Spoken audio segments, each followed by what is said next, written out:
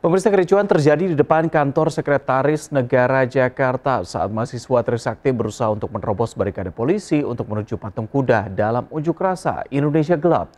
Aksi tersebut juga diwarnai pembakaran ban di tengah jalan kawasan Tamrin sebelum akhirnya massa mahasiswa yang tergabung dalam BEM seluruh Indonesia membubarkan diri.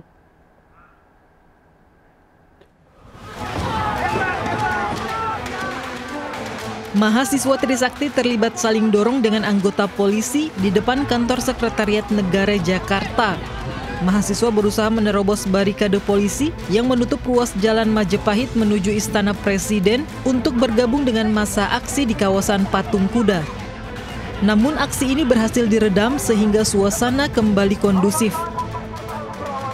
Sementara itu di sekitar Patung Kuda kawasan Tamrin, Jakarta, massa mahasiswa yang menggelar aksi bertajuk Indonesia Gelap sejak siang membakar atribut demo di badan jalan. Mahasiswa yang tergabung dalam BEM seluruh Indonesia ini menolak membubarkan diri pada pukul 6 sore. Demonstrasi dilakukan karena Persatuan Mahasiswa ini menilai seluruh kebijakan pemerintah dilaksanakan tanpa adanya transparansi. Indonesia Gelap juga merupakan bentuk sindiran kepada pemerintah yang menggaungkan Indonesia Emas 2045. Dalam aksi ini BEM seluruh Indonesia membawa 5 tuntutan, yakni mencabut instruksi Presiden tentang pemangkasan anggaran, mencabut pasal dalam RUU Minerba yang memungkinkan perguruan tinggi mengelola tambang, melakukan pencairan tunjangan kinerja dosen dan tenaga pendidikan, mengevaluasi total program makan bergizi gratis, serta berhenti membuat kebijakan publik tanpa basis riset ilmiah dan tidak berorientasi pada kesejahteraan rakyat. Massa baru membubarkan diri sekitar setengah 9 malam setelah berkali-kali diimbau polisi. Jalan MH Tamrin arah Monas dan Medan Merdeka Barat yang sempat ditutup kembali dibuka setelah badan jalan dibersihkan petugas kebersihan. Tim Liputan melaporkan. Unjuk rasa ratusan mahasiswa dari seluruh elemen mahasiswa se-Jawa Timur berakhir bentrok. Polisi menembakkan meriam air untuk menghalau massa yang ingin masuk ke gedung DPRD Jawa Timur.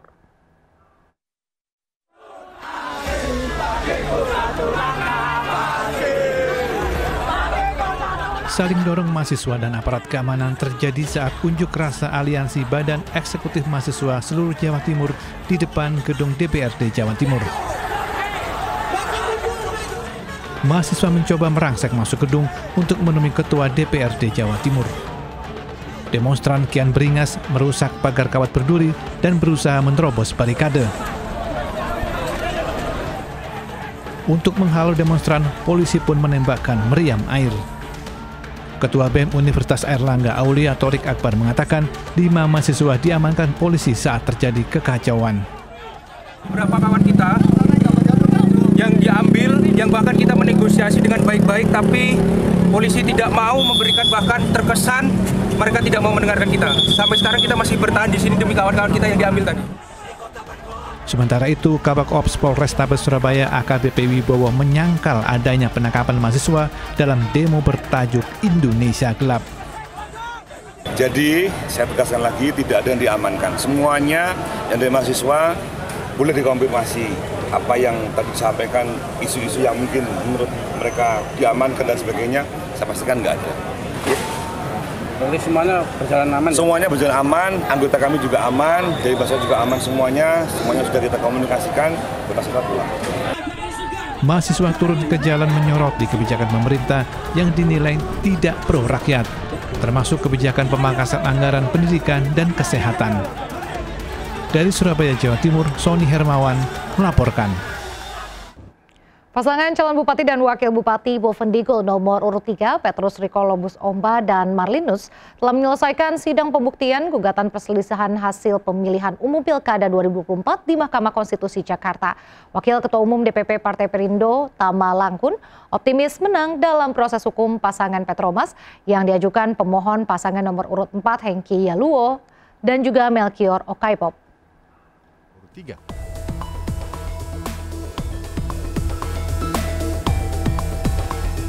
Sengketa pemilihan kepala daerah Bovendigul, Papua Selatan tahun 2024 memasuki babak baru.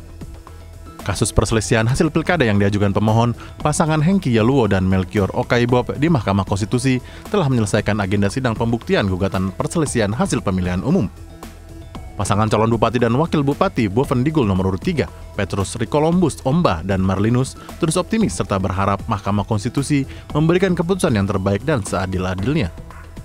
Keyakinan kami, yaitu tadi, bahwa kami sudah melakukan tahapan-tahapan ini mulai dari awal sampai dengan akhir ini dengan baik dan sesuai prosedur yang ada. Jadi itu yang membuat kami optimis. Kuasa hukum paslon Victor Santoso Tandiasa optimis akan memenangi kasus sengketa pilkada yang diajukan pemohon karena telah membuktikan semua yang didalilkan pemohon tidak terbukti melanggar prosedur pada pilkada Bovendigul tahun 2024 lalu. Permohonan dari pemohon yang mereka persoalkan sebenarnya bukan persoal perselisihan, tapi persoalan masa lalu yang sudah terjadi 20 tahun yang lalu. Nah, sehingga memang itu yang menjadi titik persoalan mereka, sehingga kami sudah juga membuktikan dengan bukti-bukti dokumen. Inilah kemenangan koalisi. Jadi koalisi yang sudah mengawal dan kemudian menang dalam proses pilkada di Bovendigul. Jadi kami yakin dengan perjuangan ini mudah-mudahan Mahkamah Konstitusi bisa memutuskan seadil-adilnya dan sebaik-baiknya. Pasangan calon bupati dan wakil bupati yang diusung Partai Perindo ini unggul dengan perolehan 12.739 suara sah di Kabupaten Bovendigul, Papua Selatan dibandingkan paslon lainnya. Saat ini, Petrus dan Marlinus masih menunggu Mahkamah Konstitusi melakukan rapat permusyawaratan hakim dan memutus perkara yang akan dibacakan 24 Februari 2025 mendatang. Dari Jakarta, Henry Aprila, Pagi Satrio iNews melaporkan. Pemirsa, sebuah ledakan membuat rumah warga di Kalideres, Jakarta Barat mengalami kerusakan yang cukup parah. Ledakan ini terjadi akibat kebocoran selang regulator gas di dalam rumah.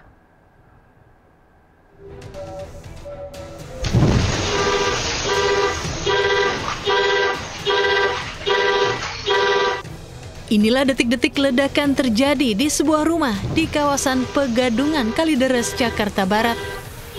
Seketika ledakan menghancurkan seluruh bagian rumah di lantai dasar.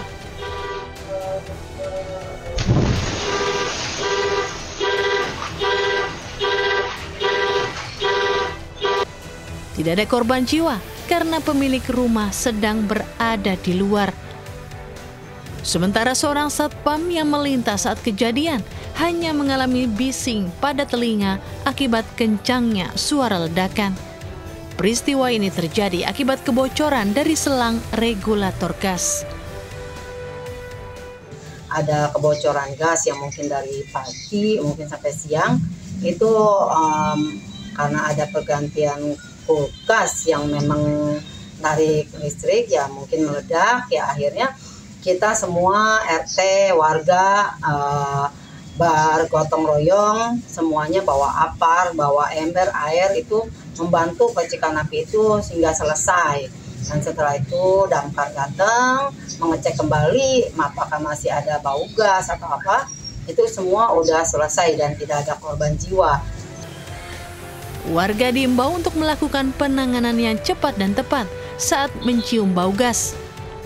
Melepas selang dari regulator dan bawa gas ke ruang terbuka menjadi salah satu cara untuk menghindari terjadinya ledakan tabung gas. Dari Jakarta, Miftahul Gani melaporkan. Di tengah efisiensi pengetatan anggaran, Pemprov Banten justru menyiapkan 1 miliar rupiah hanya untuk pakaian dinas gubernur dan wakil gubernur terpilih. Hanya itu, Banten juga memberikan 5 miliar rupiah untuk mobil dinas dan setengah miliar atau 500 juta rupiah untuk tempat tidur gubernur dan wakil gubernurnya.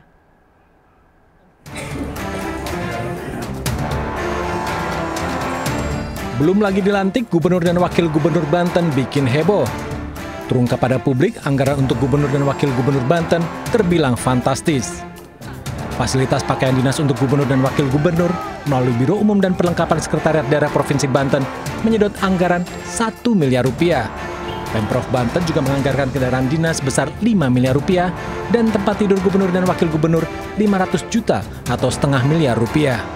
Nilai anggaran yang tak mencerminkan efisiensi APBN dan APBD. Sedangkan pemerintahan pusat sendiri itu adanya pemangkasan anggaran, sedangkan Provinsi Banten malah melakukan penganggaran yang cukup sangat fantastis. Kita lihat juga kan di saat ini pengangguran yang ada di Banten itu cukup sangat besar. Sedangkan namun menurut pelaksana tugas Kepala Biro Umum dan Perlengkapan Sekretariat Daerah Provinsi Banten, anggaran untuk pakaian dinas gubernur dan wakil gubernur terpilih sudah dibahas dan dialokasikan jauh sebelum penetapan gubernur dan wakil gubernur terpilih. Terkait dengan proses pelaksanaan yang sekarang, kita tentu melihat berdasarkan tahapan-tahapan yang ada. Jadi besaran terhadap pengadaan pakaian gubernur wakil gubernur ini kita sudah umumkan di dalam RUP, tetapi dalam proses pelaksanaannya tentu kita menunggu arahan dari Pak Gubernur dan Wakil Gubernur terpilih itu kita harus efisien dan efektif. Anggaran yang fantastis seolah berbanding terbalik dengan kondisi Provinsi Banten. Data BPS Maret 2024, Provinsi Banten berada pada urutan ke-8 tingkat penduduk termiskin di Indonesia. Dan dengan tingkat pengangguran 5,84%, berada di posisi kelima dari 6 provinsi di Pulau Jawa. Pasangan Andrason Dimyati akan dilantik sebagai gubernur dan wakil gubernur terpilih Provinsi Banten pada 20 Februari nanti. Dari Serang, Banten, Maesa Apriandi melaporkan. Kericuhan mewarnai unjuk rasa ribuan perangkat desa yang datang dari 326 desa se-Kabupaten Pandeglang, Banten. Mereka menuntut agar penghasilan tetap perangkat desa segera dibayarkan. Pemerintah Kabupaten Pandeglang sedang tidak baik-baik saja, kawan-kawan. Taman di depan gedung Badan Pengelolaan Keuangan Daerah Kabupaten Pandeglang, Banten menjadi sasaran amuk para demonstran. Saya banggakan juga ke ketua, seluruh ketua yang ada di sini. Ribuan perangkat desa yang tergabung dalam Persatuan Perangkat Desa Indonesia atau PPDI Kabupaten Pandeglang memprotes penghasilan tetap atau siltap yang tidak dibayarkan sejak Desember tahun 2024 hingga Februari 2025. Massa yang datang dari 326 desa se-Kabupaten Pandeglang menuntut agar siltap segera dibayarkan. Menuntut pembayaran siltap yang tahun kemarin bulan Desember kan belum dibayarkan. Tahun 2024 kemarin Desember.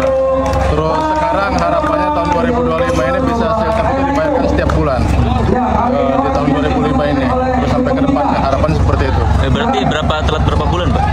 Yang tahun 2024 itu kemarin telat 1 bulan, yang bulan Desember. Terus yang sekarang tahun 2025 juga belum terbayarkan. Ketua PPDI Kabupaten Pandeglang Agus Muhammad Toha mengatakan BPKD berjanji akan membayarkan siltap secepatnya. Dari Pandeglang, Banten, Iskandar Nasution melaporkan.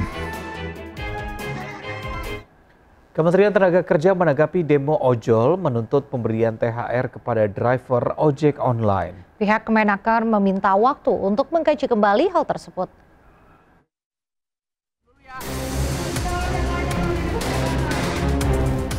Kantor Kementerian Tenaga Kerja Republik Indonesia dipenuhi oleh pengemudi ojol yang melakukan demo menuntut pemberian THR kepada seluruh driver ojol.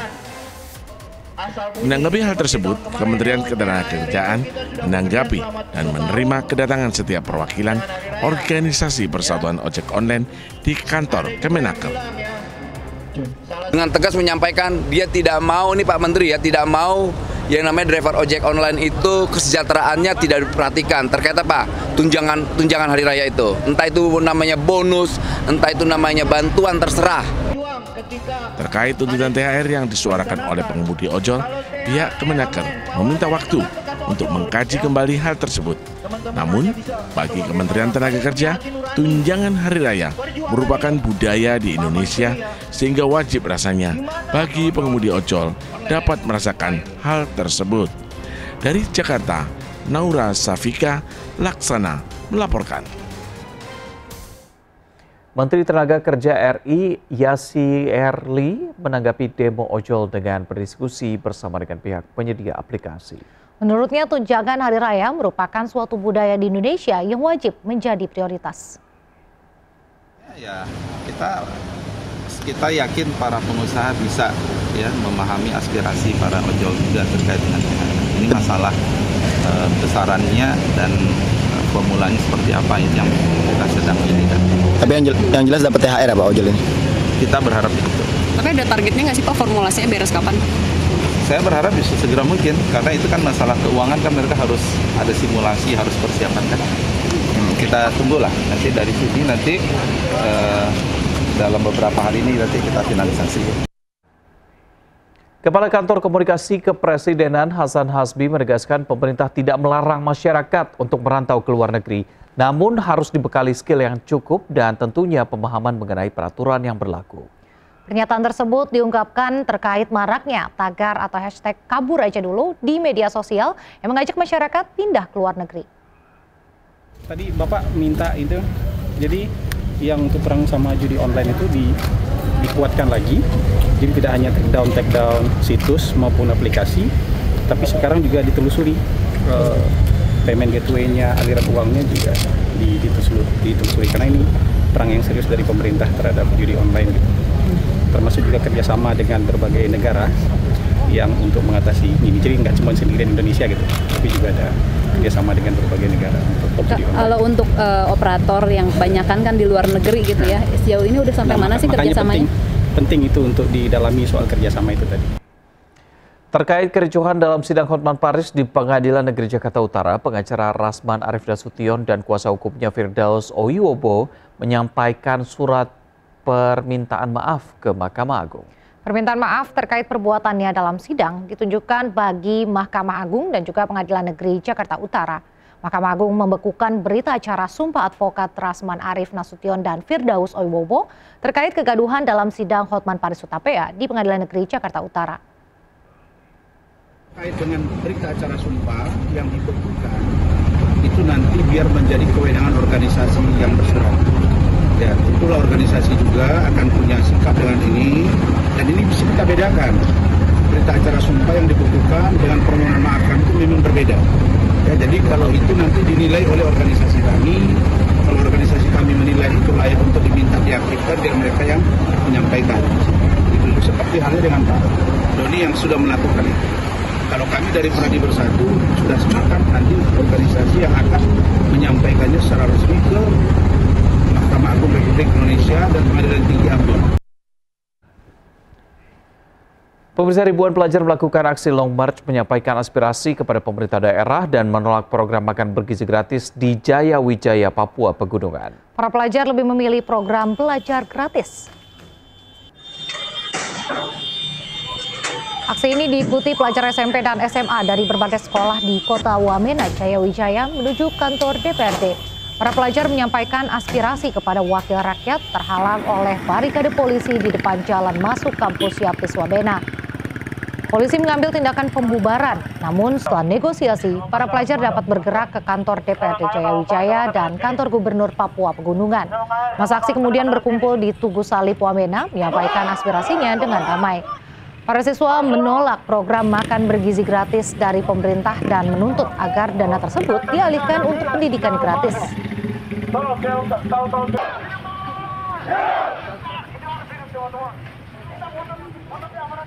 Ya, pemirsa, tradisi berziarah ke makam anggota keluarga jelang Ramadan mulai ramai dikunjungi masyarakat. Salah satunya di TPU Melaka, Duren Sawit, Jakarta Timur. Banyaknya peziarah yang datang juga membawa berkah bagi para pedagang bunga di sekitar TPU.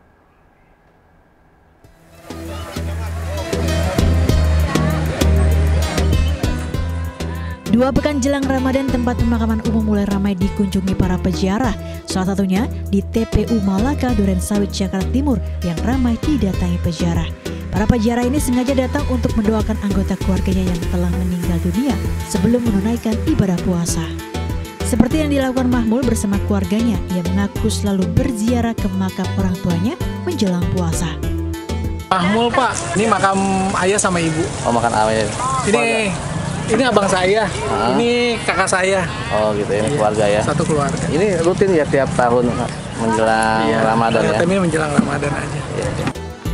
Momentum ini dimanfaatkan para penjual bunga di sekitar TPU untuk mendulang rezeki. Mendingan sih Pak, udah mulai jalan. Ini baru dapat 200. Dapat 200 ya. Ziarah makam akan semakin ramai di TPU di wilayah Jakarta mendekati bulan puasa.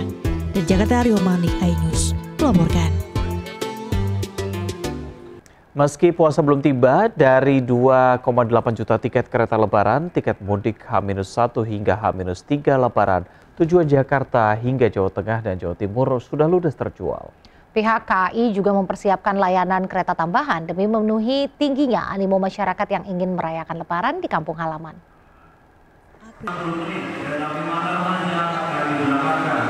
Sejak dibuka 4 Februari lalu, pemesanan tiket kereta api mudik lebaran terus mengalami peningkatan. Bahkan dari 2.877.473 tempat duduk yang disediakan untuk keberangkatan 21 Maret hingga 11 April 2025, tiket mudik kereta api untuk H-1 hingga H-3 lebaran telah ludes terjual. Pihak KAI juga tengah mempersiapkan layanan kereta mudik tambahan demi memberikan lebih banyak opsi perjalanan bagi masyarakat. Karena diprediksi jumlah pemudik yang menggunakan transportasi kereta api jarak jauh pada lebaran tahun ini mengalami peningkatan. Guna memastikan perjalanan yang aman dan nyaman, pihak KAI pun rutin melakukan pemeriksaan menyeluruh terhadap sarana perkeretaapian, termasuk pengecekan teknis dan operasional pada lokomotif serta rangkaian kereta. Dari Jakarta, Rani Sanjaya, iNews melaporkan.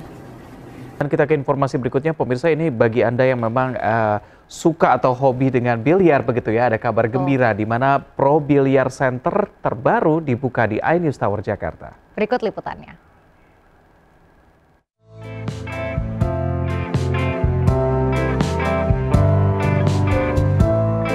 Pengguntingan pita yang dilakukan Ketua Umum PB Popsi Haritanu Sudibyo bersama CEO Pro Billiard Center Kevin Sanjaya menjadi penanda resmi dibuka dan beroperasinya Pro Billiard Center Kebon Sirih secara umum.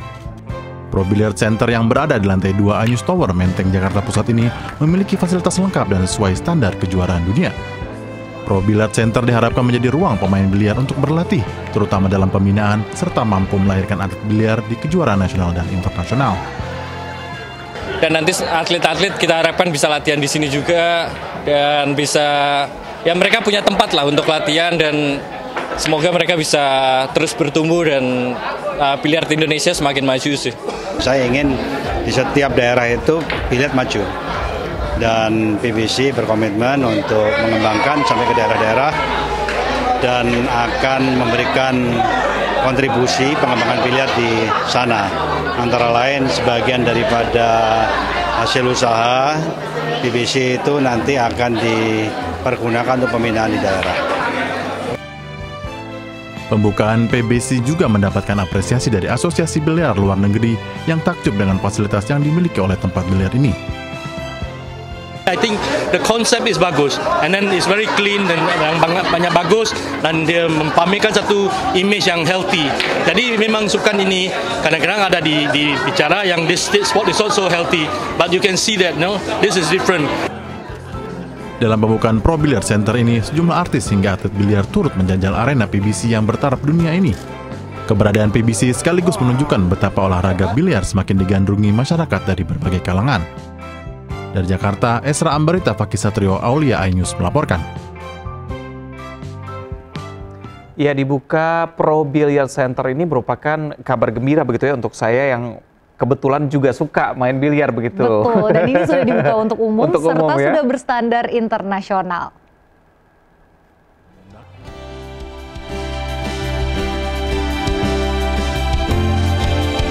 Peresmian langsung dilakukan Ketua Umum PB Popsi Haritanu Sudibyo dan disaksikan sejumlah atlet serta tamu undangan. Tempat biliar ini dihadirkan dengan lingkungan nyaman serta fasilitas dengan taraf internasional. Para artis, atlet hingga tamu undangan lainnya turut menjajal arena biliar dan memberikan tanggapan positif dengan keberadaan PBC ini. Ini luar biasa banget ya, maksudnya dengan perkembangan biliar yang ada di Indonesia, terus dengan support dari Popsi tersendiri, jadi semakin tahun semakin kesini nih semakin banyak nih hal-hal positif baru dengan fasilitas di mana tuh kita memiliki fasilitas yang menyesuaikan dengan standar kejuaraan dunia. Semua bagus sih, itu bagus. Mejanya juga standarnya ya internasional ya, bagus. Saya senang sih. Ya, apalagi mau ada pertandingan di sini kan, sekalian coba ngetes meja. Selain atlet, para publik figur juga turut mencoba tempat bermain biliar yang sangat nyaman ini. Fasilitasnya oke banget, nyaman banget. Dari tempat kita duduk biasanya kan harus duduknya tuh tempatnya nyaman, ini nyaman. lampunya, lightingnya, pokoknya semuanya nyaman sih. Fasilitasnya keren banget, apalagi nanti di sini, di ruangan ini khususnya tuh VVIP, ada dikasih karaoke, tempat karaoke spesial TV 80 inch katanya. Wih, keren banget. PBC terbuka untuk umum dan bisa memanjakan para pecinta olahraga biliar di Jakarta. Dari Jakarta, Esra Ambarita, Fakih Satrio Aulia, iNews melaporkan.